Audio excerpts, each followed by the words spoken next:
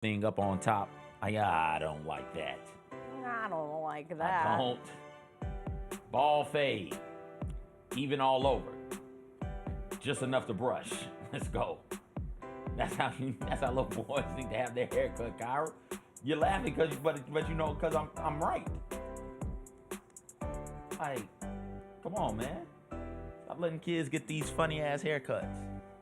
No, you can do that when you get grown or grown enough to pay for your own haircut. What was the song today? I think you have to have the funny haircut when you're a kid. No. Yeah, you got to get bullied for the funny haircut early so that you don't No. risk See, doing it. they're not getting bullied for it. Like, that's the cut everybody's getting. So you're just a hater. Yes, very much so, Jessica. I thought we established that. Oh, we have. Okay, just making sure. Song of the day was Apple Tree by Erykah Badu. Good one. It was good. It made me think I need to go revisit that whole album. I've not listened Which to album it was in it a off long of? time. Mama, why can't I think of the name of it? I got nothing. Oh well. Fuck me. I'll find it. What you getting into this weekend? Football, basketball, sports, movies, TV shows. Oh, I watched one of the best seasons of television that I've watched in a long time. In one weekend? In one weekend. What was I technically started it Thursday. It's called Bad Sisters. Okay. I talked about starting you, it. I remember you mentioning that. It's so good. Apple Tree was actually on Mama's Baduism. Gun. Oh, was it Baduism? It was on Baduism. Okay. I was trying to come up with Mama's Gun, but Gotcha. Apple Tree was not on Mama's Gun. Oh, it's so good. It's on Apple TV, and I sincerely encourage everybody to watch. What's it about? It's not TV Murder. Tuesday. Oh, okay. Why would you say it like that? Murder. It has one of the most unlikable characters I've ever seen on a television show. Like, I sent out an Instagram message saying, has anyone watched the show? I need to talk about this guy. And I received 20 plus messages of people who just wanted to rail on this one character on a show. But it was great. All the games were good in football. Watched some women's basketball. Watched a little of that on Rivals. I meant to talk to you about JuJu before we'll we got talk started. about it. Are we? Just you wait. Okay, I can't wait to see where we get the JuJu segment in. Right off the top. Off the top? I'm carving it in. Okay. Yeah, it's appropriate. USC Indiana women's Just basketball you wait. off top. Let's get Just it. you wait. What's up, everybody? It is a Monday, January 20th. It is going to be a good day, always a special day here in Memphis as we celebrate Martin Luther King Jr. Day. I'm Jessica Benson with you from the Grind City Media Studios in Memphis, Tennessee. CJ Hurt behind the glass. Coming up on today's show, the Grizzlies will face the Minnesota Timberwolves in the annual MLK Day game. They got a big win on national television on Friday night when they beat the Spurs 140 to 112. Some big injury updates for the team going into this afternoon's game. NFL Championship Weekend is set. We get Bills, Chiefs, Eagles, Commanders. We'll go through the divisional action from this weekend. We have a national championship game in college football tonight that neither CJ nor I are all too excited to watch, between Notre Dame and Ohio State. And we have a very special guest who will be joining us in studio, one of this year's National Civil Rights Museum Sports Legacy honorees, the great Cheryl Miller, Hall of Famer, one of the greatest basketball players of all time, USC legend, gold medalist. Cannot wait to talk with her. It is a Monday. You know what we say. Fight on, CJ. Fight on.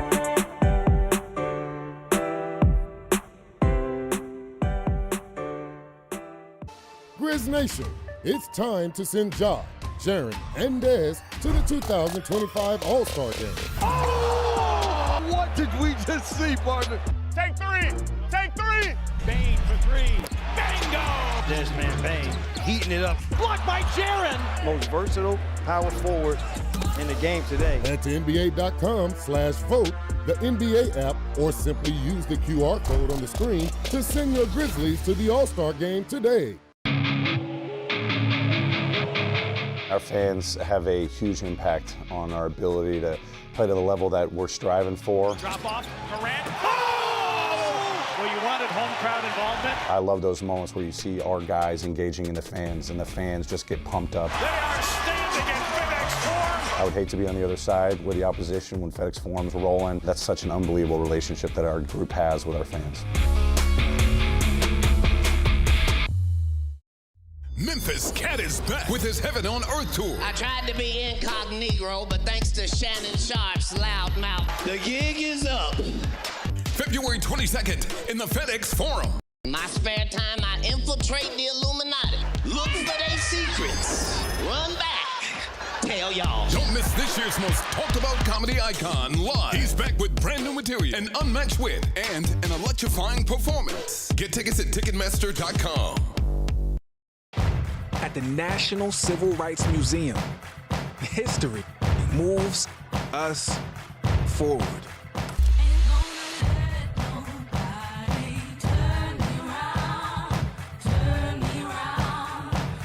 The question remains, how does history move you? Keep on talking, marching up to freedom now. Sonic Radio. Welcome back to Sonic RNDIO. That spells radio with me, the CIO. This just in, the new Sonic $1.99 menu lets you build a crave-worthy meal for just $1.99 an item, whether that's a creamy shake, crispy tots, or a quarter-pound double cheeseburger. This just out. Ostriches. They're mean, not very cute, and in my opinion, way too big for a bird. Don't miss the Sonic Fun 99 menu. 5 items, always $1.99. Live free, eat Sonic. Tax not included. See menu for details. Grizzlies fans, dunks, dimes, and no-looks are great on TV, but nothing compares to catching them IRL. And that starts with buying tickets at Ticketmaster, the official ticket marketplace of the Memphis Grizzlies and the NBA. Ticketmaster gets you to the game so you can catch every highlight in person. From seeing your favorite Grizzly stars up close to hearing the squeak of the sneakers on the hardwood. Put that jersey collection to use and get tickets at Ticketmaster. There's no better brag than saying you saw it live. See you courtside, Memphis.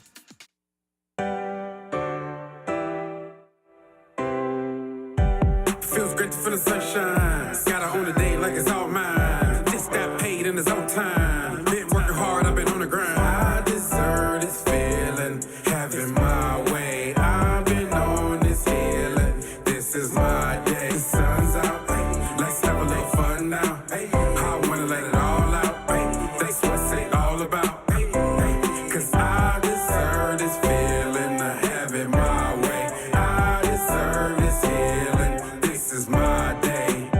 Grind City Media presents The Jessica Benson Show with CJ Hurt. Live from the Grind City Media Studios on YouTube at Grind City Media and the official Grind City Media app. What's up, everybody? Happy Monday to you. A cold, freezing Monday in Memphis. CJ, my temperature told me it was 14 degrees when I walked into work, but it said it felt like 7. Yeah, I was going to say it did not feel like it was 14. 7. As somebody who has tried his best never to feel 14-degree temperatures, it felt colder than anything in the teens. I didn't move to the great American South to feel 7 degrees temperatures.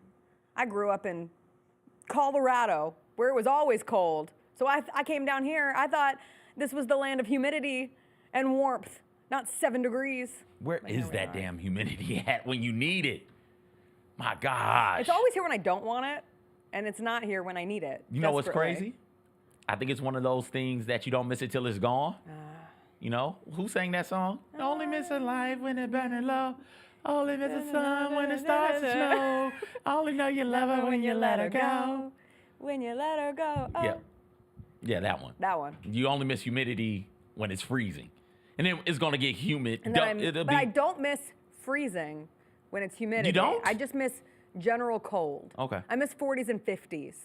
I miss real football weather. Like when all the snow games happen over the weekend, everyone's like, this is football weather. No. Football weather is 60 degrees with a crisp chill in the air when the sun goes down. It's all football weather. Fine, whatever. All that to say. Today is basketball weather because we get to be inside, and it's always one of the best days in the city. When the schedule comes out, there are 82 regular season games on it, and most people will immediately go to the third Monday in January and say, who are the Grizzlies playing on MLK Day? This year it is the Minnesota Timberwolves for the first time on the MLK Day game slate for the Grizzlies. I am so excited because one of the best parts about this game every year is the symposium where the recipients of the National Civil Rights Museum Sports Legacy Award gets the opportunity to come and speak, and we have had the sheer blessing of being able to welcome one of them in studio this morning. Cheryl Miller is coming on the show today, and I genuinely don't think I've ever been more excited for a guest. No disrespect to all former guests. We've had some good ones, but as a USC grad, as a fan of women's basketball, just as a fan of basketball, period, I cannot wait to have the opportunity to talk to Cheryl Miller. You'll have talked to potentially, when it's all set, four Hall of Famers, four like women Hall of Famers in the Basketball Hall of Fame and the Naismith Hall of Fame. Did Cheryl Miller, Lieberman, why am I blanking on not Reese, McCoughtry? Angel McCoughtry. Yeah, yes. like you've talked to quite a few. How about Quintero. that? Yep, that's four. You're just a stopping ground. Well, you asked how I was somehow going to weave in JuJu Watkins, and we will, of course, get to all things Grizzlies, Timberwolves today. Gigi Jackson not on the injury report. Grizzlies got a big win against the Spurs on Friday without Ja Morant. Ja questionable for tonight. But it's perfect that Cheryl Miller is coming on the show because I got to watch USC beat Indiana on Sunday morning. That was the lead-in game into Eagles-Rams on NBC, and JuJu Watkins went off in the second half of that game. She hit a transition three to end the third quarter. That was just like, what are you doing, JuJu? But you're JuJu Watkins, so you can take that shot. What are you doing, Indiana? And then you watched that game too, CJ, and that brings me great joy because I think it speaks to the place that women's basketball is at right now, considering we're coming out of Divisional Weekend in the NFL. There were big NBA games, big college basketball games, and yet I had women's basketball specifically in my consciousness watching JuJu Watkins and USC beat Indiana, watching Caitlin Clark pop up at the Chiefs game, sitting in Taylor Swift's box. Has there ever been a box with more superpower and influence sitting next to each other in football history? I don't know. I think that might have been it. Like, these two sitting next to each other at the Chiefs game, at the Chiefs-Texans game, might as well have broken the internet if we still did that thing, but the internet is functioning. Welcome back, TikTok. You were missed for all 12 hours. Thanks for coming back.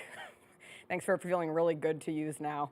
But to see those two and to hear the words, Taylor Swift is sitting next to Indiana Fever guard Caitlin Clark at a divisional game was just wild. Like the fact that WNBA mentioned in a NFL divisional weekend was really cool. And then I also watched a little bit of the Unrivaled, the new 3-on-3 league. It was on TNT. Okay. I heard Lisa Leslie say the boom boom room at least 20 times. That was kind of the, you know how D Wade during the Olympics went real hard on the he-hem? Lisa Leslie was going all in on the boom boom room. T-shirts should be made. I love the product. They're doing Elam endings in the fourth quarter, so every game ends on a game winner. Like I watched a Skylar Diggins 3 to win one of them. The competition levels are great. It's at a really quick pace. It really shows like these are the best players in the WNBA playing against one another. I will come back for more of this action. It's very fun. Did you watch any of it? I didn't know it was on, so I didn't catch any of it. Sunday I gotta watch something to get me to the divisional games. And so it's college basketball. Michigan State and Illinois were playing. Michigan State with another home win. They hadn't lost since 11 games in a row now for Sparty, I think. So yeah, I was on that game primarily at first, and then realized JuJu was playing, and then it flipped. Then it was okay. Let me see what JuJu got going on, and I'll pay attention to the Michigan State Illinois game during the commercial breaks of the Indiana game. It is crazy the amount of travel that those schools have now, the West Coast schools with the Big Ten. And I felt like JuJu and them started off real sluggish and were sluggish for most of that game. And then, like you said, in the second half, JuJu was like, oh, okay, particularly in the fourth quarter, where it was like, okay, we need a bucket. Fine, give me the ball, go ISO. And if they can't guard me, they're going to foul me and just make a play. And she routinely made plays, pretty much pinning the team on the back. It reminds me, you brought up Caitlin Clark. It reminds me of those Iowa teams with Clark, where it was very clear, like, that's the dudette on the court. That's who you need to try and stop. And there's not much else around. Yeah. How they're ranked number 4 in the nation, how they only have one loss is... Their offense is infuriating. It's beyond me. I'm a bit confused, perplexed even by how they're that. I am excited to talk to Cheryl Miller about the fact that USC is the number 4 team in the country, UCLA, the number 1 team in the country. That makes sense. And I just want to know if she and Reggie talk about that. But some are saying they do. That if South Carolina continues to win, even with the loss to UCLA, that South Carolina should be the number one team. UCLA, who beat South Carolina? Exactly. Like, It's wild. wait. It's wild. Didn't just beat South Carolina. They beat the hell out of South Carolina. Yes. Okay, whatever. They're wrong on that. I just think this is amazing. I can't wait to talk to Cheryl Miller about the uptick of women's sports and women's basketball in particular. But today, the basketball action that we will have on the court at FedEx Forum should be a fun one. Grizzlies return home from their road trip, having gone 3-1. The vibes are high after 2 wins over the San Antonio Spurs and Victor Banana Bread, a.k.a. Victor Wembanyama. The Grizzlies already have as many wins this season as they had in totality last season. I did not realize that until they notched number 27 on Friday night, that we were encroaching that number. But it is such a testament to the difference of this year and the injury-plagued season that was last year that we do not speak of. However, with today being one of the most exciting days of the year, period, in the MLK Day game, you add on a Grizzlies-Timberwolves matchup that always seems to have a little extra juice to it. And you possibly are getting the return of JuJu Jackson, which, if there was anything to take from that season of yesteryear that we don't speak of, it was the emergence of JuJu Jackson, and he played 3 games with the Hustle. The injury report came out. He is not on it.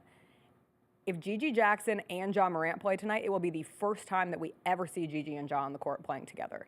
This will be the healthiest that the Grizzlies have been all season, because even the games, the 3 games that Vince Williams Jr. was back for, Ja Morant was not available in those games. Like, this is the period where we should start to see what the entire proof of concept is for this year's Memphis Grizzlies team.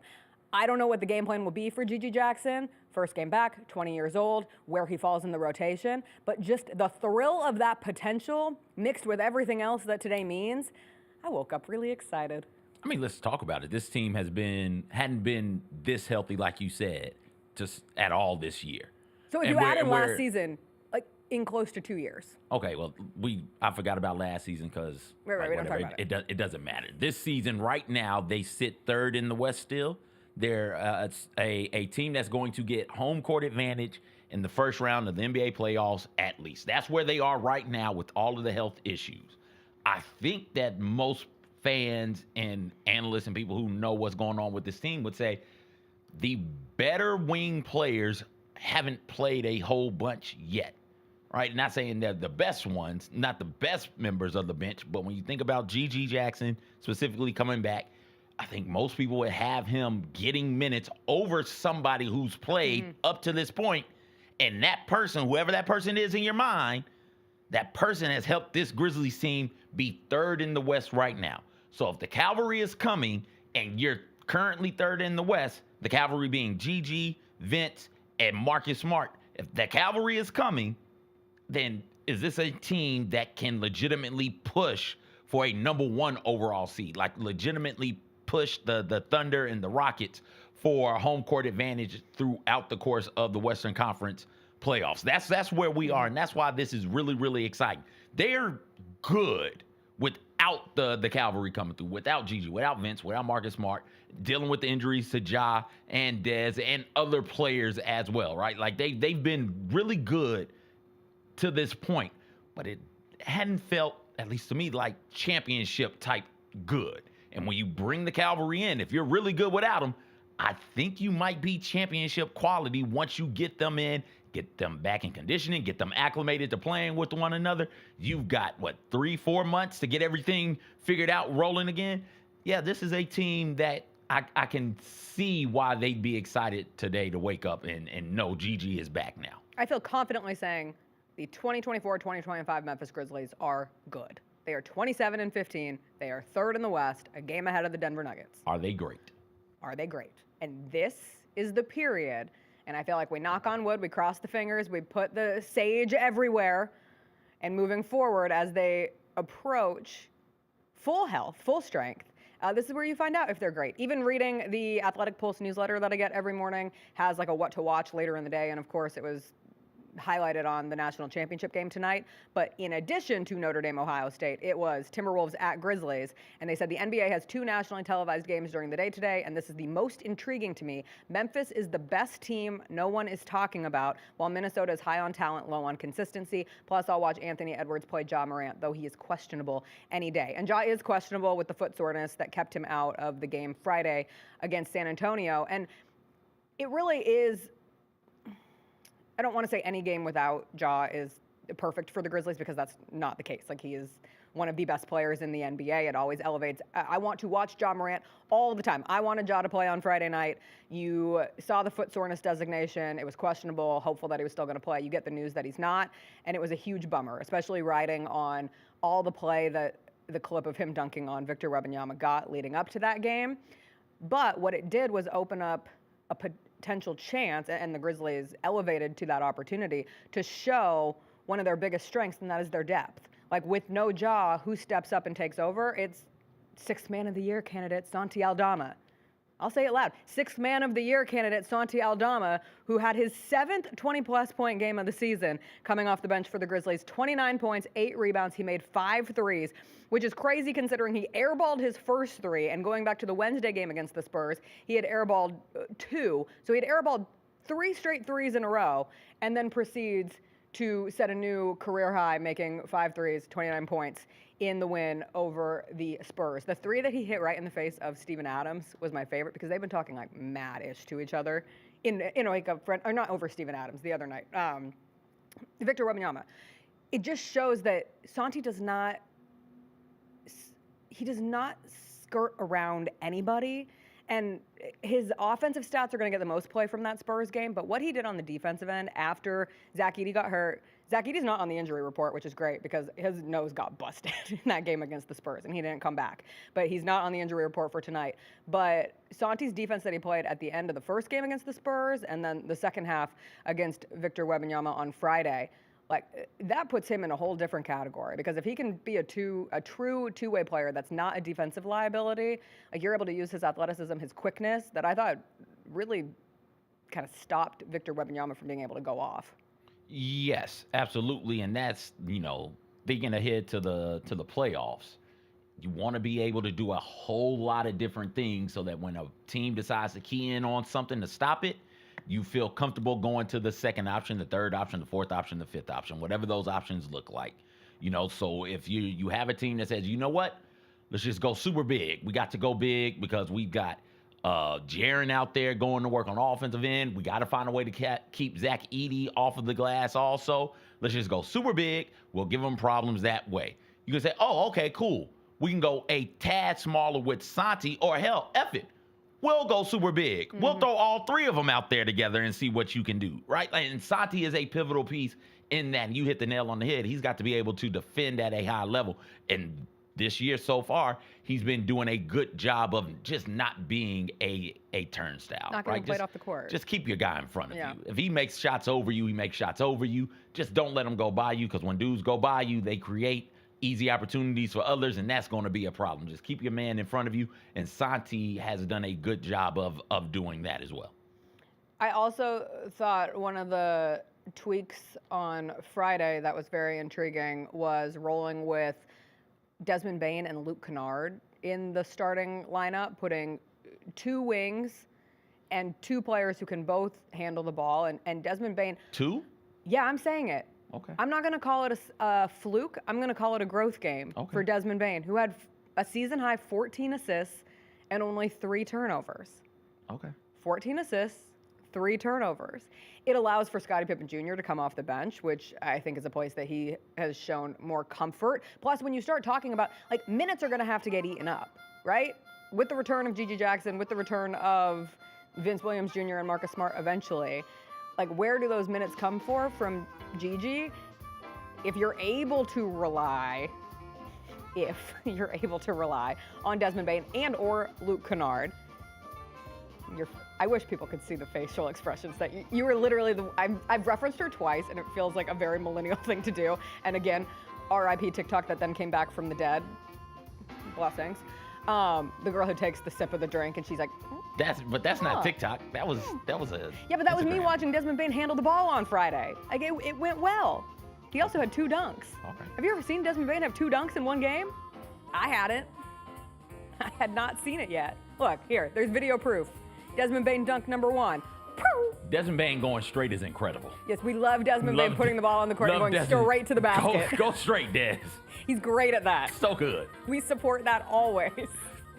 Yeah. And the second dunk. Look at for going Desmond straight Bain. again. Look Straight at my the man. basket. Pow. They don't call him Downhill Des for a reason.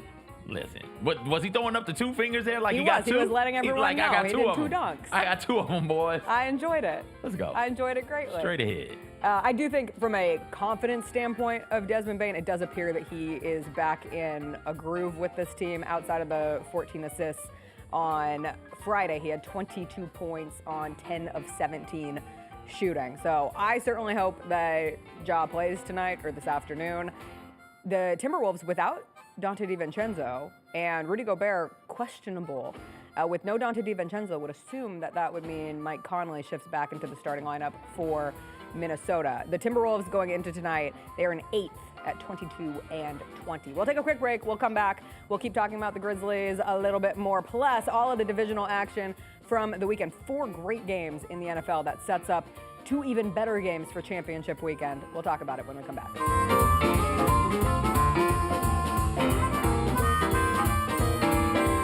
Dusty May was at Florida Atlantic last year. Tonight you'll watch him coach at Michigan. So why do I care if a football player decides to leave one place where he's making whatever money to go somewhere where he's making even more? It's what most coaches do every year. So I cannot stand it, and I mean can't stand it when the coaches sit up there and act like these young people are doing something wrong. The Gary Parrish Show, live on weekdays at 10 a.m. on YouTube at Grind City Media and the official Grind City Media app.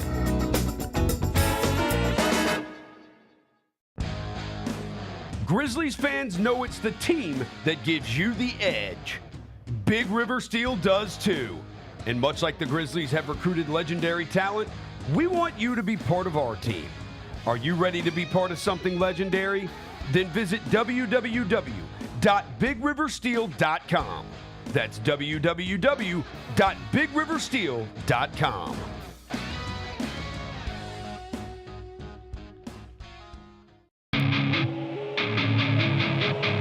Our fans have a huge impact on our ability to play to the level that we're striving for. Drop off, Durant. Oh! Well, you wanted home crowd involvement. I love those moments where you see our guys engaging in the fans and the fans just get pumped up. They are standing in FedEx Forum. I would hate to be on the other side with the opposition when FedEx Forum's rolling. That's such an unbelievable relationship that our group has with our fans.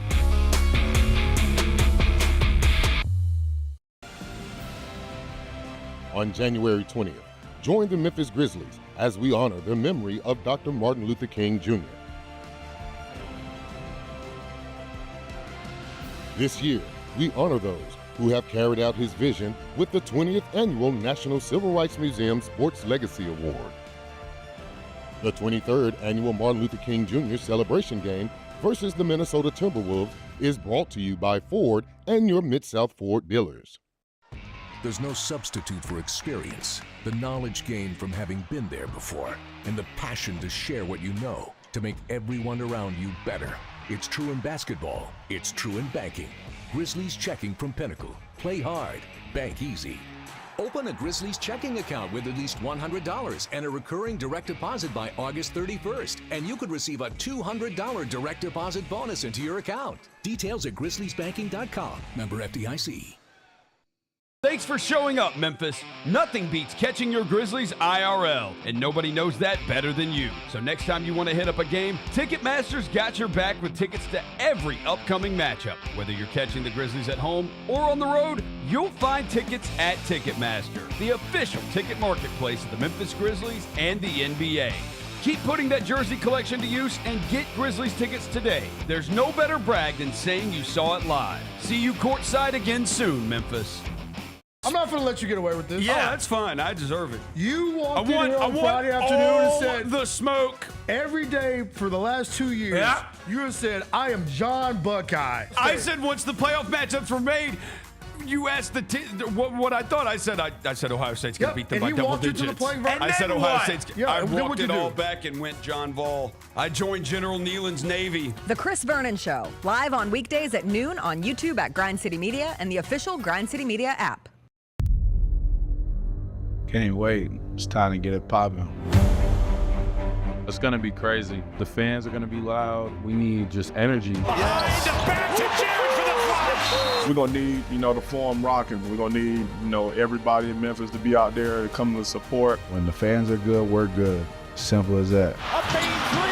Yes, sir. Desmond Bane with ice water in his veins. We'll ride the energy together.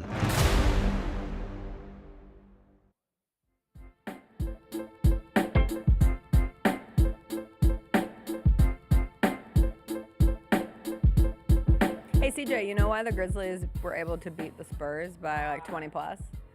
Because they only turned it over 7 times. I think if the Grizzlies play clean, when we're talking about are they good or are they great? I think if they can have under 10 turnovers, they might be great. Might be one of the best teams in the NBA this season. It was nice not watching a game with turnover after turnover. Granted, the Spurs are not one of those physical teams that the Grizzlies have had as much difficulty with this season, but the second half of that game was a real representation of how they can look when operating at their best, even without Ja, and the depth that they have been able to lean on this season. I thought it was a good testament to what this team is. If you were watching the Grizzlies for the first time this season, you tuned in, you're like, damn, like Ja's not playing. I don't know if I'm going to watch this. You still walked away from that game thinking, I'm intrigued by what the Grizzlies are this year. When everything works, that's what they look like. That was a very, very good game for the Grizzlies, and that's what you want to do on national TV. You want to put your best foot forward and say, look at how fun we are and what we look like. And for the most part, everything works with this team. You don't get to be, at this point in the season, a little bit more than halfway past the halfway point. You don't get to be third in the West. You don't get to have all the wins that the Grizzlies have by having things not work for you. So, yeah, when everything is working, that ball gets to moving, and that ball does move really, really quickly out there. And they get up and down at a pace that's really fun to sit down and watch. And what I think they've done, I can't remember who brought this up. Maybe Lang, maybe Mike Wallace. It was one of them. It might have been you, Jessica, but I'm pretty sure it was either Lang or Mike. In the fourth quarter, it seems like they've slowed things down a tad, and they go back to plays that we're used to seeing the Grizzlies run, this iteration of the team run, where there is a bit more pick and roll action, there is a bit more Ja Morant monopolizing the ball, there's a bit more of that stuff happening in the fourth quarter, which I think you need. You can't run, and then fourth quarter come, run, turn the ball over, and because that's how runs get you. That's why it's been so tough for this team to close out games in the fourth quarter, has been, hey, you turn the ball over, you allow a team to get going on a run, now you're fighting an uphill battle trying to maintain control of this game. I like the fact that they are taking some of the air, not a ton of it, not all of it, just a little bit of the air out of the ball in the fourth quarter. And it makes them a really intriguing team to watch going forward, because if they can close out fourth quarter, coupled with the cavalry coming back, this might be a team that feels like a championship contender. Yeah, the one thing we haven't gotten to from the game, Jalen Wells' one-footed 3 over Victor Wembanyama. He continues to play very much like he should be the Rookie of the Year. I know there was a lot of season left to play, but if you were taking the right now play of a rookie and thinking, who should earn that award? Jalen Wells continues to impress. The defense that he plays. One of the things I did listen to this weekend was Jaren Jackson Jr. and Desmond Bane on the Young Man and the 3 podcast. I hadn't realized it was continuing. The Old Man and the 3 podcast, formerly with JJ Redick, now head coach of the Lakers. But one of their hosts, Tommy Alter, had a really great conversation with Jaren and Des, and them talking about Jalen Wells specifically, and him almost earning like playoff-like reps, having to take on the best player on the court. That's something so many rookies at this phase in their career don't have to do. So then if they do get into a playoff situation, they're underwater because they haven't experienced it, whereas Jalen Wells has had to do it all season long. It really got me thinking about it from that standpoint. Like, am I going to trust a rookie once you get to playoff basketball? But because Jalen Wells has had to step up and guard some of the best players, some of the best wings in the NBA thus far, perhaps it accelerates his learning curve in a way that other young players have not. If that's the argument you're making for Jalen Wells on today, you're making the same argument for Zach Edey also, right? Where You're it also is. going to make it for Gigi. Yeah, for Gigi. Not a rookie, but 20 years old. Like, I'm just talking about things when... What's the argument to make for Gigi? Young, youth. But he hadn't played anything meaningful. No. They're playing, like, meaningful minutes. Sure. The other two are. I'm not going to lump what Gigi did last year, because I forgot about that.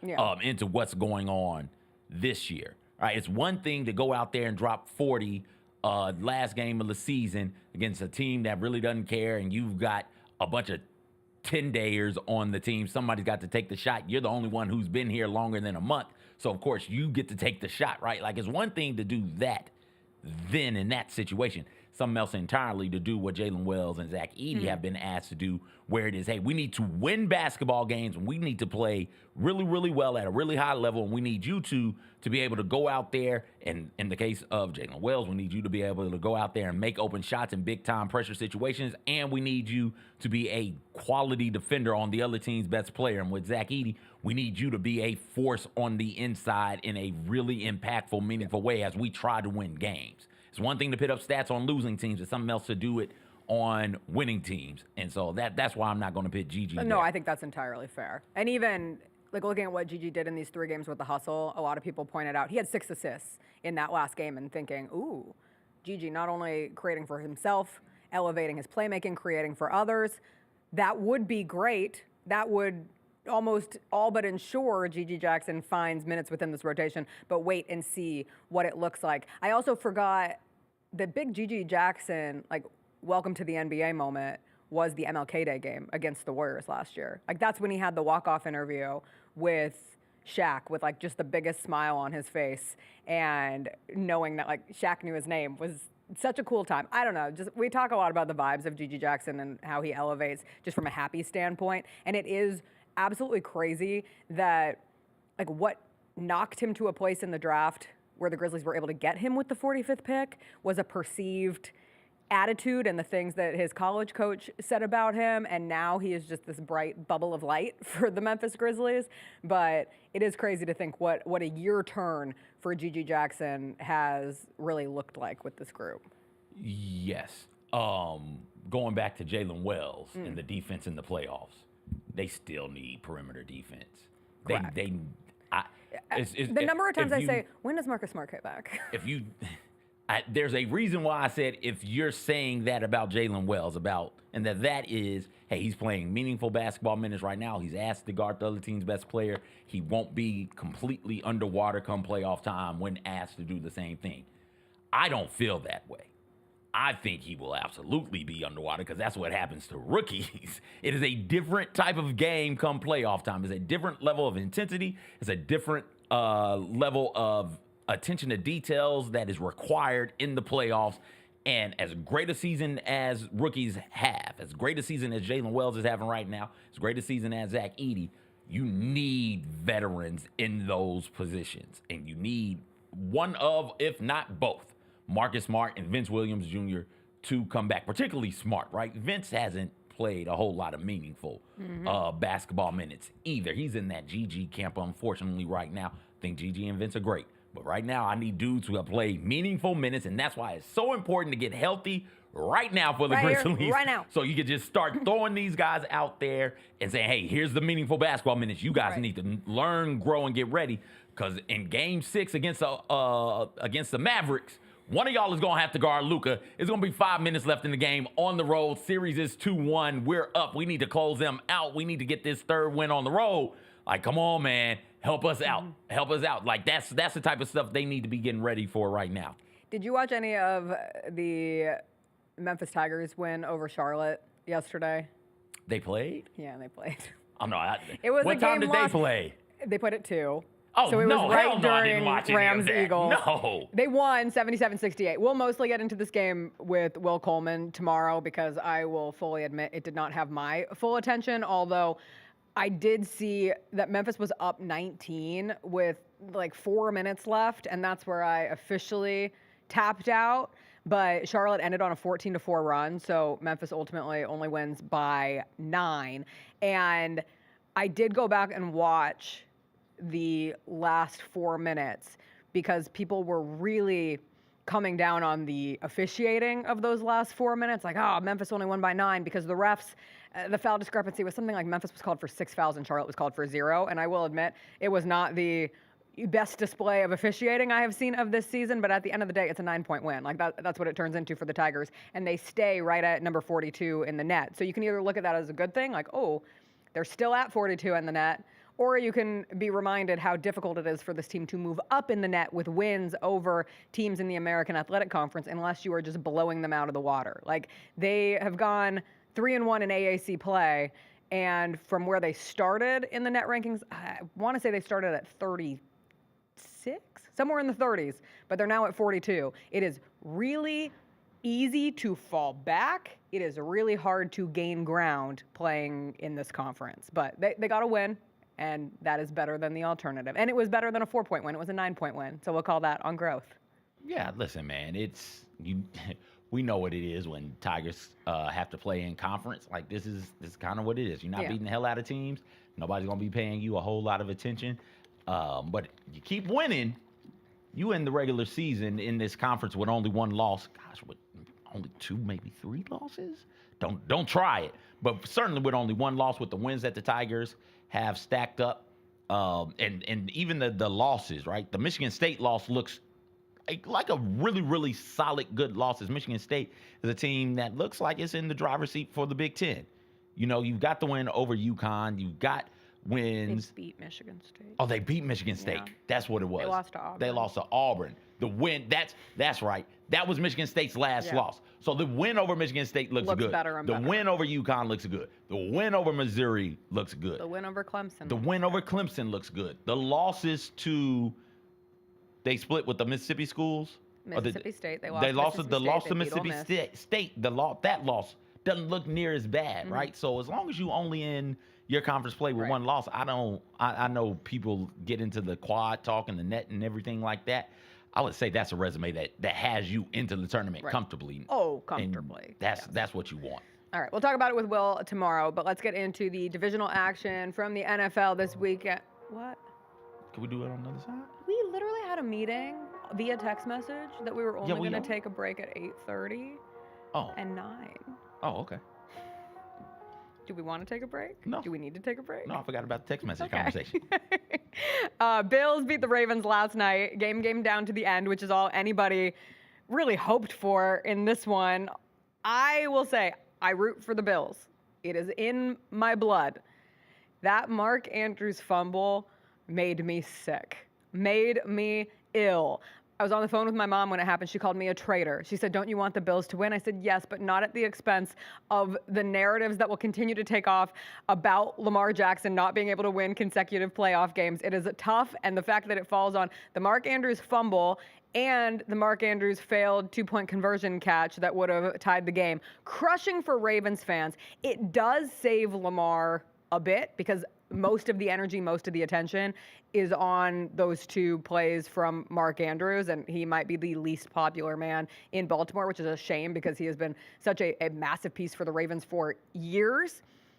But it does kind of mask the 2 turnovers from Lamar Jackson in the first half of that game. Now, granted, Lamar then played really, really well in the second half. That 80-yard touchdown drive is why you want a quarterback like Lamar Jackson. Ball in his hands, chance to tie or win the game on a line. Like, you trust a Lamar. And he's always had that knock against him in the playoffs. Like, he can do it in the regular season, but he can't do it in the postseason. Now, when we're looking back, we can always say, well, don't forget Mark Andrews fumbly-bumbled, and Mark Andrews didn't catch that 2-point conversion pass. Yeah, it takes all of the blame off of Lamar, even though he should shoulder a large portion of that blame, right? He played well enough for the Ravens to win that game. Josh Allen played well enough for the Bills to win that game. Lamar also played poorly enough for the Ravens to lose that game. And that's not saying he played poorly, but he allowed for the Bills to get more opportunities, better opportunities, easier opportunities on the offensive side of the ball because of the 2 turnovers. That pass, the interception, confused me because it looked like there may have been miscommunication with the receiver where Lamar thought he was going to go further out and the receiver thought he needed to break it in. And then the fumble, it's just like, it's cold. The ball is wet because it's snowing. Like, just tuck it, fall. Just sometimes the best thing you can do is concede, lose that play, and come back to fight another down. But in trying to make a play, which he's so very, very good at, he ended up hitting the ball on the ground, and Von Miller able to pick it up and run it all the way down, get the Bills inside scoring range. So, like, that's the issue, and that's the issue with the Ravens and why they lost, but it's why everybody lost this weekend. Do you value the football? Take care of the damn rock. Everybody who lost a turnover battle. That football, man, you can't do shit in football without the football. So when you got it, cherish it, love it.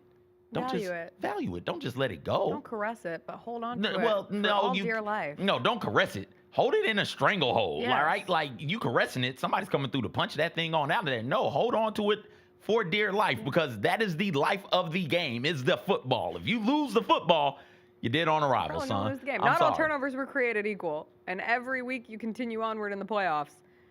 It is more and more difficult to win a game if you do not value the football and you give it up. Meanwhile, I will credit the Bills' defense. So many people who wanted to use the game tape of the first Bills-Ravens game as gospel for this one were ignoring the fact that the Bills got so many guys back on the defensive side that changed the trajectory of them for the latter half of the season. Holding Derrick Henry to under 100 rushing yards, like, that's a feat. That is something that not a lot of teams did this season. Yeah, but Mark Andrews fumbled that football. Mark Andrews fumbled that football. They were going to go down the field. They ran didn't the ball. run it on either of the 2-point conversions. Like, The Derrick first one. Henry was running his booty off. They ran straight down that field. And then on the first 2-point conversion, I was baffled that they did not run it. I am fine with the second 2-point conversion play call. Sure. I'm fine with that. I would be fine if the first 2-point conversion play call, where they send Derrick Henry in motion out of the backfield, I'm fine with that on the second 2-point conversion attempt. Yeah. I'm with you. That first one, see if they can tackle, because they hadn't been able to all drive. And judging from what was transpiring on the next drive, they weren't going to be able to tackle for the rest of the game. And then the drive after that, the Ravens get down there and score again.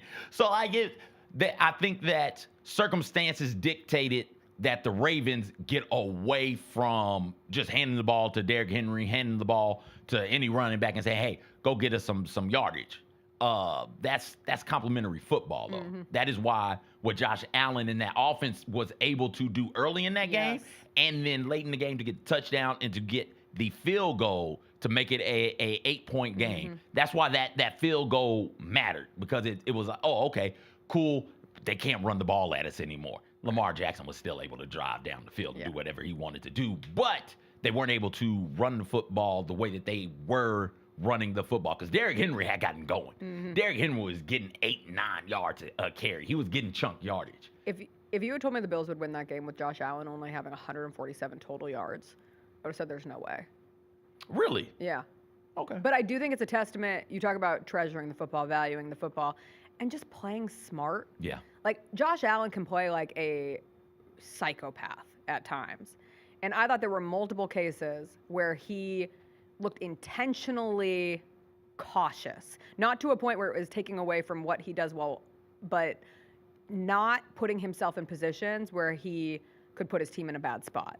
Not fumbling, handing it off to James Cook. He only threw one ball for over 10 yards, and it was the third offensive play of the game for the Bills. And after that, it was 6 yards here to James Cook, 4 yards here to James Cook. Like, I thought that was a very good portrayal of the growth of Josh Allen in those situations. And it is why I don't not feel confident about the Bills next week when they face the Chiefs.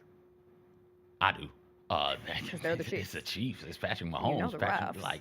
Well, here we go with the ref nonsense. Get out of Two here. things can be true. Get out of here. There was That roughing the passer call was ridiculous. Okay, but also the roughing the passer call from the first quarter. Yes, that roughing. No, the one later where the two guys run into each other. Oh, was that not a roughing the passer call? No, because he was running. Oh, right. I got you. Yeah, I That forgot one about was that one. like, what are they supposed to do? I forgot about that one. Yeah. Listen, man. Sorry, there's so many in one game. Well, it was only They two. do protect their star. We complain here all the time with calls that John Morant doesn't get if we're comparing apples and oranges, sports to sports. But, man, if you want John Morant to be one of the faces of the league, you got to protect him more. You can't have him taking a beating every single game. And that goes for a handful of players. They don't do that to Patrick Mahomes. You don't mess around. They're going to throw that flag. But also, the Texans shouldn't have a blocked kick, miss a field goal. They missed, how many field goals did they miss? They 2? Yeah. Josh Allen has done a much, much better job taking care of the ball and not putting it in harm's way. That was the issue he had when he was younger, earlier in his career, was he's going to stand there in that pocket and he's going to throw bombs down the field. Somebody's going to catch it. Is it your player? Is it a player you want? I don't know. Maybe. Maybe not, though. He's done a much better job of, like we said when talking about Lamar Jackson in that fumble, like just going down, throw it away. Check it down to somebody and get 1 yard or -3 yards. Who the hell cares? You still have the football. You're in good shape as long as you still have the football. Don't get so caught up in trying to make something happen on this down that you forget or take away an opportunity for you to make something happen on the next down, because it's all about the opportunity there. And the Bills going into Arrowhead, man, like Patrick Mahomes is different than the rest of these dudes in that they can play well enough to win the game and still lose. Patrick Mahomes isn't. Right? Patrick Mahomes plays well enough, he's going to win. And being able to confidently say that about your quarterback, that matters so much. It matters so very, very much. Where it is, hey, if he plays his best game, we're good to go. So all we need to do is make sure he plays his best game. We don't need to worry about shit else because we've seen him do it all. We've seen him do it against all of the good teams. We've seen him do it against the Bengals. We've seen him do it against the Bills. We've seen him do it against the Ravens. Does not matter. As long as we've got that and that is out there playing just a solid A. A solid, like 94%. That's you an want A. who's going to be there to catch a You're pass? good. Travis Kelce, always. He's going to be 55 years old. Always. Like, Travis, where the hell was this at when I needed you during fantasy football, dog? Gone. Like, Saving it. Nowhere. Nowhere to be seen. Travis Kelce not only caught a pass, he was running. It's like, oh, my goodness. I haven't seen him hit those speeds all season. What did they give this man? He had Taylor Swift collapsing into Caitlin Clark's arms. They did not show Taylor Swift and Caitlin Clark celebrating the Travis Kelce touchdown because I feel like the wires would have gotten crossed and everything would have just blown up because that was too much power at one time happening. For Patrick Mahomes, 7 straight AFC Championship game appearances. 2018, lost to the Patriots. 2019, won the Super Bowl. 2020, lost the Super Bowl. 2021, lost to the Bengals in the AFC Championship. 2022, won the Super Bowl. 2023, won the Super Bowl. And 2024, going to play the Bills in the AFC Championship game. That is a disgusting level of success for one human being. Those 2 losses were incredible. Yes, also Weren't they? Yeah. Yeah, like that was. They were both close and good performances from him. Yeah. Overtime, and not his fault that they lost. No, like just imagine your worst case scenario So being maybe losing in the AFC Championship Maybe game. I was wrong game. then. Maybe he can play well enough to win and still lose. I don't know. It's happened twice. Hasn't happened in 2 years. Yeah, as long as he's not playing Brady or Burrow, I guess he's good to go. So obviously Patrick Mahomes is the The last time they played, this game was incredible. Was also. incredible. 2021. Bills Chiefs. Yes. Did they not play last year? Didn't they play last year in a really, really good game? Wasn't the really good one the divisional game in 2021? That may have well been another one of those good games, but I feel like that's where they changed the overtime rules. Yes. That was 2021. But there's another game in there. I feel like last year's game was incredible also. I'll look it up. Nothing beats that one, so I think we always revert back. But Patrick Mahomes, definitively best quarterback in the NFL, and by nature, best quarterback in the AFC. Is it reckless to say Jaden Daniels is the best quarterback in the NFC and he's a rookie? Because the most surprising outcome from Divisional Weekend was the Commanders beating the Lions by 2 touchdowns. The number 1 seed goes down. Jaden Daniels, excellent. Threw for 299 yards and 2 touchdowns. First quarterback that's been drafted in the top 4 to ever make a championship game as a rookie. And I think it's entirely fair to say he is the best quarterback in the NFC right now. Like, he makes you think that the Commanders could actually do this, CJ. He makes you believe that the Commanders could face the Eagles next week and win. You don't think so? Hell no. Oh, What hell yeah. What are we talking about here? I believe This is Philadelphia America's Eagles. team. This Philadelphia Eagles erasure will not stand anymore. I'm I will not erasing. let this happen. Are you an they've Eagles done, fan? All they've done is win and look damn good doing it. What are we talking about here? Why are we doing this? The Lions You're a gave the ball Saquon away. stan, which is Because fine. the mother bleeper toast the damn tater. 78-yard What are we touchdown talking run. about? Why are you saying it at me with disgust? Yes, we should all be Saquon stans. Did you see the way that thick-thighed, chiseled man ran up and down the field? I did. Pick a game. He's incredible. I did. Also, that's the best defense in the NFL. Why are we doing Jalen Carter, this? absolute monster. That sack it's on Matthew Stafford incredible. was I enjoyed nasty. Daniels as much as everybody else does. It's incredible to see a rookie do. The Lions gave that damn game away, though. Wasn't like it was close and they needed Daniels to make a play when it mattered. No, the Lions turned the ball over 1, 2, 3, 4. 5 damn times. What are we talking about here? No, I don't believe in Jaden Daniels. No, I don't believe in this Washington Commanders team. It's a cool story. It's a whole lot of fun. But give me the team that's been playing the best the longest, and that has been the Philadelphia bleeping Eagles. Why are we hating on these dudes? Why are we talking about this? I forgot Kyra's also an Eagles Good fan, and she's Lord. screaming in my ear. Because it's if But you other pick than your you poison. two, anybody who is not a genuine Philadelphia I'm Eagles not a fan. genuine- Kyra is. You're not. I'm you are not. part of the 1%, because I think 99% will be rolling with America's team, the Washington That's 'cause they Commanders, want and their- Jaden Daniels. their heart, They want because their of- heart. I'm yes, sorry. It's a it tough, feels cruel good. world out there. We want some things that make us feel Yeah, good. it's a tough, cruel it's a tough world. day, okay? It's going to be tougher and crueler when these two teams play. I don't You know. got to just roll with the better team, and the Eagles are by far the better team. The sequence in the game with the Lions that made me really, I'm not going to say like flip a switch on Jaden Daniels, because I have enjoyed watching him play all year. The obvious offensive rookie of the year. But watching him in that environment with the first drive of the second half, 3 and out, Lions score a touchdown on their first drive, and it's a 3-point game. And then Jaden Daniels proceeds to lead his team on a 15-play, 70-yard drive and puts them back up 10. You are an 8.5-point underdog. You are a rookie quarterback. You are playing in a raucous environment. And I don't care what you say, CJ. It was a raucous environment in Detroit on Saturday.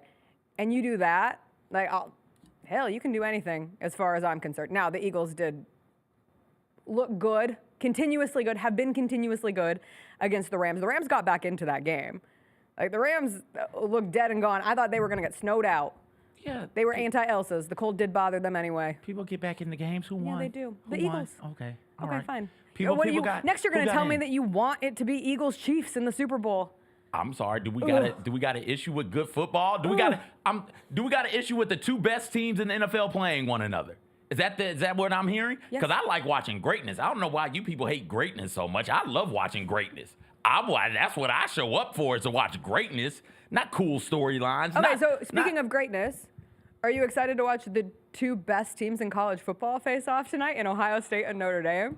No. Because I don't think you have the same energy. I don't. And I can't sit here. I don't have the same energy. There are zero vibes for this national championship game tonight. The vibes are. I'd rather watch Ole Miss play Illinois for a championship. I'd rather watch Wheel of Fortune. Yeah, that's a good one to watch also. Yeah. The and game, it's not quite the same without Pat Sajak, but it's all right. It's fine. It's still the wheel. Is he gone now? Yeah, it's Ryan Seacrest. Oh, okay. Yeah. I didn't know that started. The Bills-Chiefs game last year, 3-point game. The stars showed up. Travis Kelce had 2 touchdowns. Patrick Mahomes threw for 200-plus yards, plus the 2 touchdowns to Travis Kelce. In that game, they became the all-time playoff duo, receiving touchdown duo. They passed Gronk and Brady there. On the Bills side, Josh Allen was incredible once again. He ran for like 70-something yards, threw for another 160 or something like that. Like, that was a really good game also. But the 13-second game, the one that you were talking about. 2021. Yes. Yeah. Back on this championship game. Never because give Patrick Mahomes the ball back with any time left on the clock. You can't do it. You can't do it. Lessons were learned. Can't do it. Yeah, we mentioned it. Do we need to continue to talk about it? No, because we have Greatness, Okay, good. who actually is in the studio, and so we don't have to talk about the national championship game that we don't want to discuss. Love greatness. The great Cheryl Miller, the More than legend, you. will join us in the next segment. She is one of this year's National Civil Rights Museum Sports Legacy honorees. We'll talk to her about her time in Memphis, being one of this year's honorees, women's basketball, USC, because, you know, I'm going to get into that. I'm so excited. She will join us on the other side after a quick break.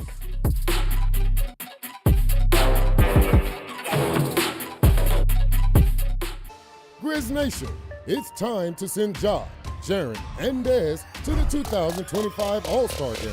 Oh, what did we just see, partner? Take three. Take three. Bain for three. Bingo! This man Bain heating it up. Blocked by Jaron. Most versatile power forward in the game today. Head to NBA.com/vote, the NBA app, or simply use the QR code on the screen to send your Grizzlies to the All-Star Game today. Can't wait. It's time to get it popping. It's gonna be crazy. The fans are gonna be loud. We need just energy. Behind the back to Jaron for the flush. We're gonna need, the form rocking. We're gonna need, everybody in Memphis to be out there to come to support. When the fans are good, we're good. Simple as that. A Bain three. Yes, sir! Desmond Bain with ice water in his veins. We'll ride the energy together.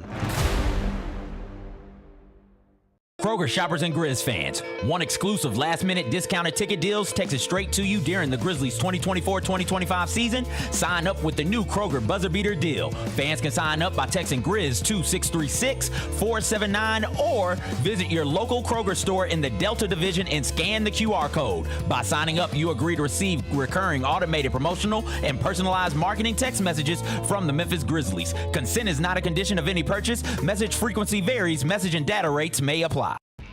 When it's all on the line, you turn to the strong, the stable, the unwavering. To those with a history of raising their performance, to meet the moment. It's true in basketball. It's true in banking. Grizzlies checking from Pinnacle. Play hard. Bank easy. Open a Grizzlies checking account with at least $100 and a recurring direct deposit by August 31st. And you could receive a $200 direct deposit bonus into your account. Details at grizzliesbanking.com. Member FDIC. It's your turn to drive into luxury at Southland Casino Hotel. Join us on Saturdays to win your share of up to $1 million in free play and prizes. And don't miss the chance to take home luxury itself during the grand finale drawings. Drive off in a 2025 Land Rover on February 1st or a 2025 Range Rover on March 1st. 2 vehicles, 2 finales, 1 million ways to enjoy luxury only at Southland Casino Hotel. Must be 21 or up. Play responsibly. For help quitting, call 800-522-4700. Thanks for showing up, Memphis. Nothing compares to catching your Grizzlies IRL. And that all starts with buying tickets at Ticketmaster, the official ticket marketplace of the Memphis Grizzlies and the NBA. Ticketmaster gets you to the game so you can catch every highlight. Put that jersey collection to use for the next game and get Grizzlies tickets at Ticketmaster. Whether they're here at FedEx Forum or on the road, Ticketmaster's got your back when it comes to scoring tickets. And there's no better brag than saying you saw it live.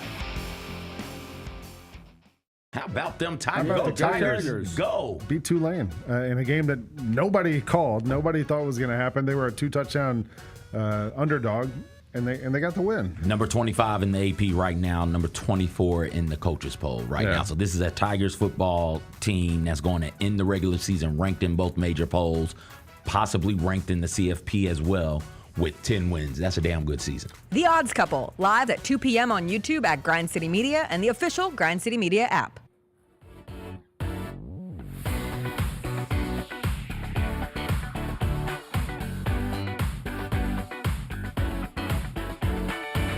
Welcome back. So excited to be here on this MLK Day and to be joined by one of this year's National Civil Rights Museum Sports Legacy honorees. We welcome in the great Cheryl Miller, one of the greatest basketball players of all time, and a USC legend, which everyone knows warms my heart. Fight on. Fight on. Thank you. We for once, I'm constantly trying to get CJ to join the Fight On movement. And he just won't do it. Come on, CJ. No, y'all are Big Ten rivals now, Cheryl. I can't be out there. Really? Yeah. Oh, well, okay. I can't throw that up. Don't let him say that. I'm not worried about that. We're taking names right now. We're a women's basketball school, women's basketball, so right? That's all my group chats. I thought it was perfect that you're in here today watching the USC women's game against Indiana on NBC yesterday. Unbelievable. JuJu is just incredible. That entire team is incredible, but to watch them mature and grow, especially on the road in a new conference, and to come in as one of the top 2 teams with UCLA, unbelievable. With UCLA being the top team, and obviously your brother Reggie and his history at UCLA, do you guys talk about it? It's annoying. It's annoying. You know what? And it's funny because, well, it's unfortunate for him. The first game against UCLA is at home, but he's going to be up in San Francisco in the Bay Area with All-Star Weekend. So now the plan is to go to UCLA courtside. Him obviously wearing the Bruin jersey, and I got to represent with my SC Trojans. So yeah. Always. I love how you're there a lot. How important has it been for you to stay as connected as you've been? It's vital for me in the sense that I now get to come back and spend time with my former teammates, former players that I coached while I was a coach at USC, and just to watch Lindsey Gottlieb and her entire staff just embrace the former players and to be a part of their lives. And we made it very intentional for them to understand that this is their time, this is their legacy, this is going to be their journey, and we just want to be mentors in any way, capacity that they need us. You've been such an incredible voice for that kind of connectivity across all of women's basketball and ushering in this really exciting period. We were talking during the break, just the trajectory of women's basketball right now continues to skyrocket. And I was talking earlier in the show between watching the USC-Indiana game, seeing Caitlin Clark sitting next to Taylor Swift and all of the reactions to that, and hearing the Indiana Fever mentioned in an NFL Divisional Weekend broadcast is just wild. And matching with Unrivaled taking off, like, it's just so in the consciousness. How have you seen kind of the past connect with the current as it pertains to women's basketball and help? It's been amazing, and just the, it's always been, and I'll speak for myself, a priority to pay it forward, but to be received with open arms from the younger generation, Nafisa Collier, you have Bree Stewart, watching them and take Unrivaled to new heights. And then not only have the financial backing, but the television package, it's been exciting. You have Nafisa Collier, Breanna Stewart, you have the next generation. Yeah. You got to be a part of the WNBA All-Star Weekend this past season. You had one of the greatest viral sound bites in a huddle saying, "I don't know what I'm doing. I'm just having fun." That's it. That's it. That's a coach's dream. First of all, I have the best team in the world. Yes. Didn't have to prepare. Just roll out the ball and just do this. Ladies, all right, this is what we're going to do. Give me the board. Give me the board. All right, this is what we're going to run. You know what? I don't know what I'm doing, ladies. I'm just having fun. Are we having fun in here? But it was, to be a part of that was just spectacular. It was so fun to watch, and for you, I can imagine being able to be involved with some of those fresher faces, be it Caitlin Clark, be it Angel Reese. Yes. Just what have you seen from them and the maturity that they've had to come into the league with, considering all the attention? You know what? Someone once asked me how I would handle being a player, today's player. And not well. Not with the media exposure, the social media. I'm too doggone sensitive. It would take one thumbs down and I'd be ready to fight. Seriously, I would be in therapy for the rest of my life. I'm just too sensitive for it. But to watch these young ladies navigate, not just, it's the off-court stuff, the barrage of attention, scrutiny. They just certainly have a great camp. It sounds like they have great people surrounding them, and they understand that they have a responsibility. It's a huge financial burden. It's a great financial burden, obviously. But to be carriers and continue to pass the torch for the upcoming women, the new generation who's following us. Yeah, and like you said, you have taken great pride in passing that torch Oh, and being a part of it. As in past tense. Would you ever come back to coach at this point? You know what? Okay, just for real, Okay. I was 1-0, and I was ready for any job until reality set in, and then you get a loss, and then what's wrong with me, and then no, and then no. Yeah. But all-star coaching, I hands You're up. down to come back for All-Star Hands Weekend. up, I'm always down for all-star type of coaching deals. Love that. That's You heard it. it here first. That's it. He'll come back every single year. Anytime you want me to coach in one game, I'm a one-game coach. You're here in Memphis for MLK Day. Yeah. What was your reaction when you found out that you were going to be one of this year's Sports Legacy honorees? I'm always just shocked when, people were like, is she still alive? Like, is she still alive? No, it's a blessing to be able to receive an award. But it's equally the best when it's alongside of some incredible human beings. Amari Stoudemire, I knew him when he first came into the league. And then Tommy Smith, are you kidding me? The story of Tommy Smith and being on the tour and watching him watch himself step on the podium with the fist, and then how he got emotional, it got me emotional. I'm hugging him. There was such a healing moment in that moment, and it's certainly changed my life. You, in taking that tour of the National Civil Rights Museum, is there something new that you learned? I'm not from Memphis, and when I moved here, it was one of the first things I did, and it struck me how helpful it could be for anybody to come and visit this museum and truly learn some of the history. And every time you go back, it feels as if you learn something new. I am awestruck in the fact that they were able to create this movement without social media. How do you do that? Television, thank goodness. Radio, word of mouth, unity, a belief, a common goal, one mind, one heart, one mission, and they did it without social media.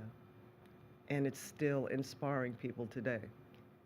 That is, I haven't thought about it in that way. And it's interesting, especially coming off of a TikTok-filled news weekend.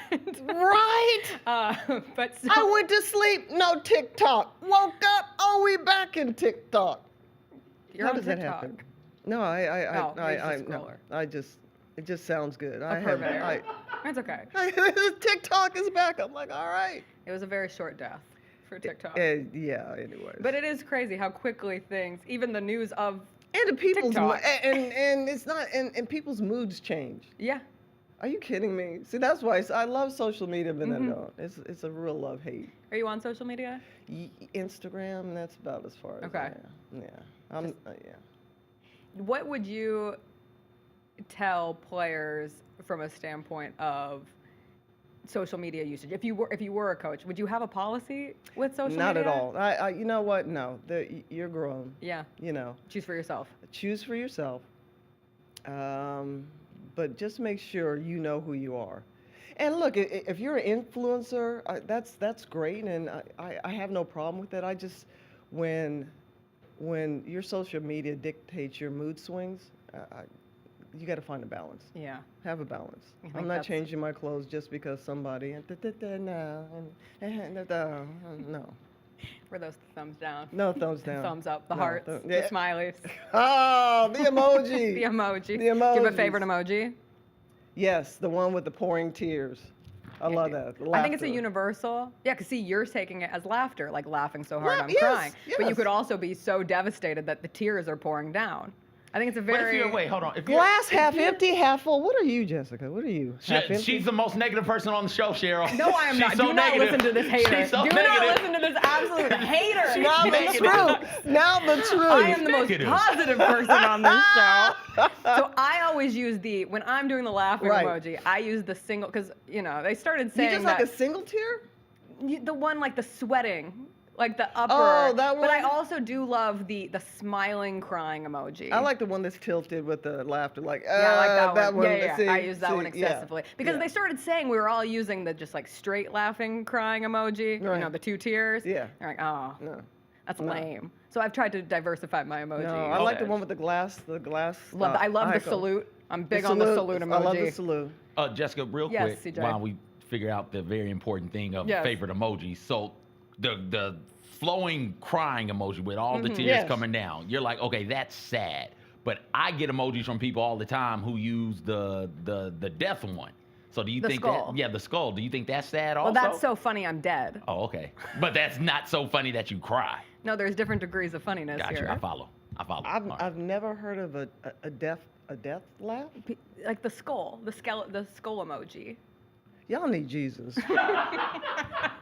That is the truth. Y'all need Jesus. And the world. The world. We all do. We just, You know, yes, it's yes. that kind of time. Yeah. I was inspired by this year's MLK Day theme. They always pick a theme for the National Civil Rights Museum Okay. and everything with MLK Day.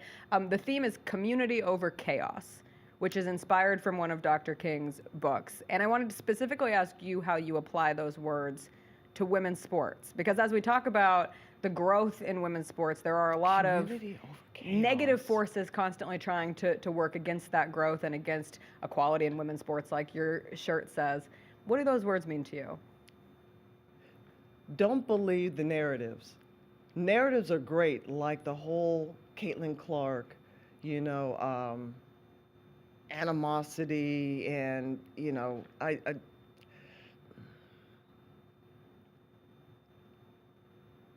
I'd say don't believe all the narratives.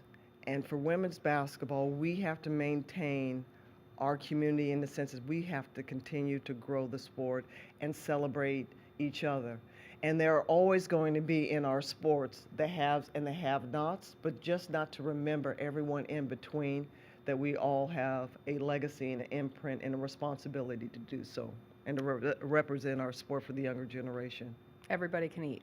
Everybody eat. We're at the table. There's enough room. Yeah. There's enough room. Is there enough room socially, taking it outside of sports, for everybody to eat? Yes, everyone has a voice. Now, not everyone needs to speak, but everyone has a voice. Not everybody's message is applicable, but everybody does have a voice. You can choose who you listen. Certain voices can carry more weight Yes. and sincerity, and it's up to you to. Some voices carry. When you watched how the growth, particularly in the WNBA this season, and with Caitlin Clark as a catalyst, but then allowing the eyeballs to catch up to a tremendous sport filled with so many remarkable athletes who have been playing for decades and decades and decades. Yeah.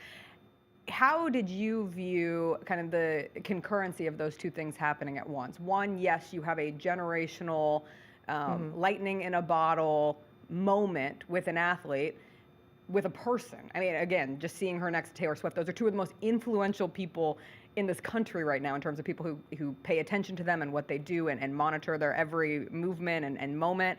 And then also taking this league that has so long deserved to have the attention that seemingly has now taken off within it. I mean, if we're being honest, a lot, when I first came on the scene, a lot of people forgot about the Ann Myers, the Lynette Woodards, and Carol Blasiowski, just to name a few. So I understand the tendency for that, because you always look at what's new and bright and sparkly and whatnot. I get that. Where my feathers got a little ruffled is, let's put everything into perspective. Records are meant to be broken, but the records that are being broken were post. Like Lynette Woodard, we didn't have the three-point line. So can you imagine where that record would be? Can you imagine if that record could have been broken if there was no three-point line? So let's keep things in perspective. Yes, she still put up the shots. Yes, she's a dominant player and a scoring force when she did. But let's remember that records were records, but keep them in context. But as far as everything else, we need desperately for the women's game to continue, not just women's basketball, but women's sports in general. Right. And I would love it for us to be a coalition to do a better job of supporting one another. Support goes a long way. Across the board. You once said that you were very good at being a showboat. Extremely good. Extremely good. Yes. The best. Yes. Who is the best showboat in basketball today? Oh, Ooh. Wow. He hadn't shimmied in a while, but when they get up, Throw out some names. Steph is good with the shimmy. Steph had an Olympic moment. Yeah, the night also throw that in there. Come on, who does that? That's the thing about take an action showboating. that everyone does. That- Like we've been that- doing see, night our whole that- life, and now it's the Steph yes, moment. that's the. You have to be great to be good at showboating. Correct. So Yes. I think LeBron James, it's still like when he makes an and-one and just a shoulder shrug, it gets everybody excited when he's big boy. Like that's a good one. But it's a mentality, it's Yep. a move, it's an attitude. Yes. Ja's got that also. Yeah. Ja Morant, the too little thing, the grittying around. I Ja's would up there. Ja to be a little more. You need Ja to do more you're speaking my showboating. language. I need him to just do a little more, just something. Yes. Yes. All right. I need more Ja. I do. Put it on a t-shirt. I need more Ja. I need more Ja. What do you like about his game? As hopefully you're about to see him play this Yes, afternoon and against it's the a Timberwolves. great game. Yeah. Man, the T-Wolves, this is going to be interesting. I want to see him in more defining moments during the game. Like where I don't need him to emerge. I want him to be. That in game, in critical moments where without a shadow of a doubt where the ball's going to, where it's going to be and whose hands it's going to be, and you're just waiting. You sit back, that moment where you go, okay. Dang! They knew it. He said, they didn't know it was coming, and it's like, and you're just sitting there just to do this, and you go. That's what I see, like more awe-shocking moments from Ja. Yeah, it's funny here. Jaw-dropping Ja. Jaw-dropping moments. He does the call 12, which we saw for the first time this season against the Timberwolves on their road trip like 4 games ago. But what he does is it becomes the end-of-game moments, call 12, and he's going to answer. And he's going to either game-tying bucket, game-winning bucket, the magic moments that happen. So in similar fashion to the night-night. And I think it is a testament to, like, us here in Memphis, we live and die with every single game the Memphis Grizzlies play. But because this is Memphis, they're not on national TV all the time. So even though Ja is one of the greatest players in the NBA right now, there is not the same, there's a tension. I don't want to say there's not a tension. It will change depending on how deep they go in the playoffs. That's what it all comes down to, right? Absolutely. But and there's going to be defining moments, and I guarantee you, the deeper they go, the more, and first of all, your Grizzlies are not going to be they're not going to sneak up on anybody. Everybody knows they're talented. Now they just have to play, stupid in the sense that they don't care we're not supposed to be here, we're too young, we're this, we haven't yet, no, they have to play stupid where they go out and they just play. Play stupid. Stupid strong, stupid smart. The deep playoffs are where legends are made. Just watch. Where identities are made. Just Where watch. stories Just watch. are made. The deeper they get, the exposure next season. Yeah. Why is everybody here? You're going to be like, oh, Jesse, why is everybody here? Why is everybody here? Just wait. All right, before we let you go, and you will be speaking at the symposium, which is one of the best things, you along with Amari Stoudemire and Tommy Smith. Can't wait to listen. It'll be fantastic. I can't wait to listen. It's always one of the best things to tune into. I wanted to ask you about some of your former fits as a head coach, because I saw this pop up on my timeline, and someone was pointing out that we just don't respect what you brought to your coaching fits back in the day. And I would like you to grade these outfits that we once saw from you once upon a time. And they're kind of cut off. The open jacket, let's start with that. Let's start with this. Why did I ever take this job? Have they figured out that I don't know what I'm doing? But damn, I look good. Damn, I look good. Don't they say, like, dress for the job you want, not for the job you have, but if you get that job you want, you better keep dressing like the job that you wanted. No, that's All right, okay. Next up, because I think it's my favorite, the suspenders. Love this the suspenders. Hey, come on now. When's the last time you wore suspenders? I haven't worn suspenders. I'm still working on my 6-pack. Once a 6-pack. Yeah. is right now. I'm looking at What number pack are we at? We're double. We're double. Okay. Well, 18. 18. I might be. No, I'll give it a 12. Okay. I'll give it a 12. It's coming back. But yeah, but a shorter tie next time. But Shorter tie, but you would rock it again. absolutely. Yes. All right, and last but not least. Oh, what a pick! Come on now, Satan. Just Satan. Look at that top, Satan. Look at the focus. I know. It's the whole mood. It's the whole. energy. It's. I've got this now. I've got this now. Matter of fact, I was just coming off of re-signing my deal.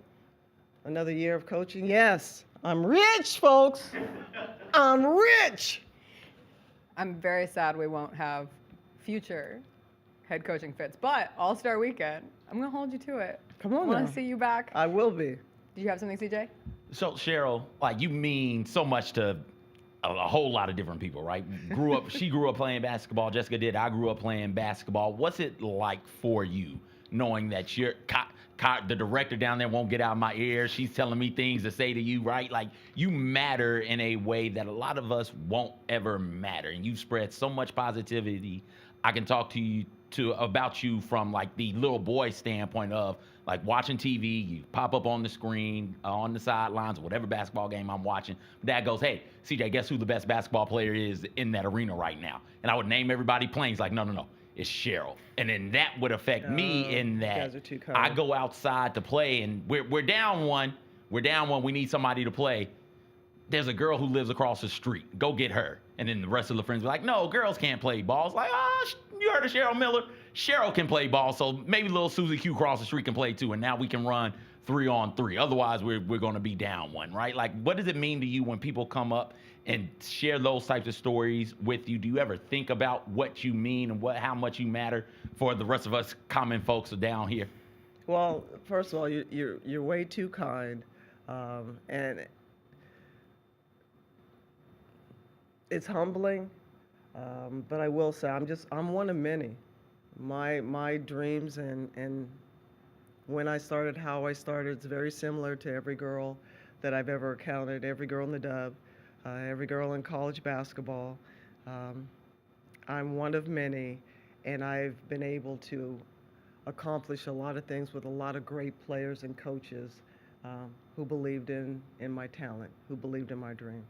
I'll say most girls didn't score 105 points in a high school game. That's pretty special. I was feeling it.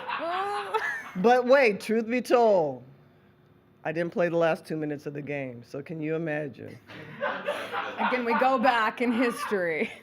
Can you imagine? Can you imagine the damage I could have done with those last 2 minutes? I can't. What's your favorite story to tell people now? Like when you're sitting around telling stories about the old days, because for me it'd be like, I scored 105 points in a game and then sat for 2 minutes. But is there one that you find yourself constantly coming back to? No, I think no, because I'm not a good storyteller unless somebody brings it up. Okay. So I can't say I have a favorite. I know everyone talks about the 105-point and then Reggie. But what people don't realize, the other flip side of that story was my freshman year in college, coming home for Christmas break. Reggie's a senior in college. It was time to beat up on him. Wake up, come on, let's go downstairs, let's play some one-on-one. And, I'm serving it up, he's serving it up, and I get the ball top of the key. Jab step, get past him, as usual. Been doing this a whole life, just serving Reggie up. Go to lay the ball up, and I hear this, bam, and Reggie had pinned it, the backside, brings down the ball, slams, and I look at him.